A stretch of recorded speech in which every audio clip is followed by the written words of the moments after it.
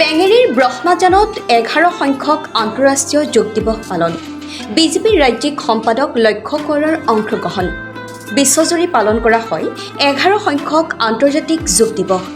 ৰাজ্যৰ বিভিন্ন প্ৰান্তৰ সমান্তৰালকৈ পেঙেৰীৰ ব্ৰহ্মাজানতো পালন কৰা হয় যোগ দিৱস।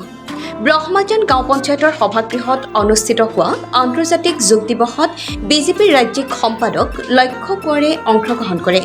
লক্ষ্য কোঁৱৰে যোগ দিৱসত অংশগ্ৰহণ কৰি সংবাদ মাধ্যমৰ আগত এনেদৰে মত ব্যক্ত কৰে। মাৰ্ঘেৰিটা প্ৰামিডু বৰুৱাৰ ৰিপৰ্ট, ৰিপৰ্টাৰ লাইভ অসম। 11তম আন্তঃৰাষ্ট্ৰীয় যোগ দিৱস আজি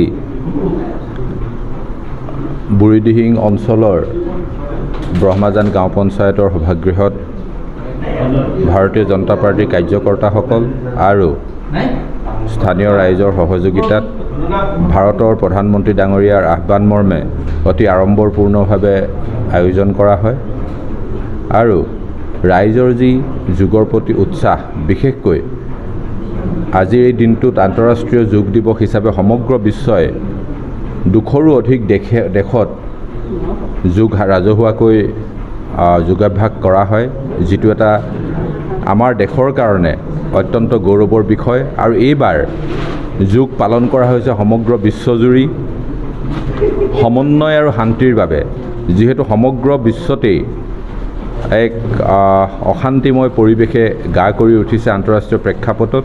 সেই সময়ত আমাৰ প্ৰধানমন্ত্ৰী ডাঙৰীয়াই সমগ্ৰ বিশ্বতে শান্তিৰ বাৰ্তা বিয়পাবৰ বাবে আজিৰ এই যোগ দিৱসক এটা মাধ্যম হিচাপে তেখেতে লৈছে। সেয়ে সমগ্ৰ বিশ্বত এবাৰ যোগাভ্যাসৰ থিম ইণ্টাৰনেশ্যনেল অলিম্পিক ডে'ৰ ইণ্টাৰনেশ্যনেল য়োগা ডে'ৰ যিটো থিম, সেই থিমটো হৈছে শান্তি আৰু সমন্বয়ৰ বাবে য়োগা। গতিকে য়োগা দিৱসৰ সফলতা কামনা কৰিছোঁ আৰু সকলোলৈকে শুভেচ্ছা জ্ঞাপন কৰিছোঁ।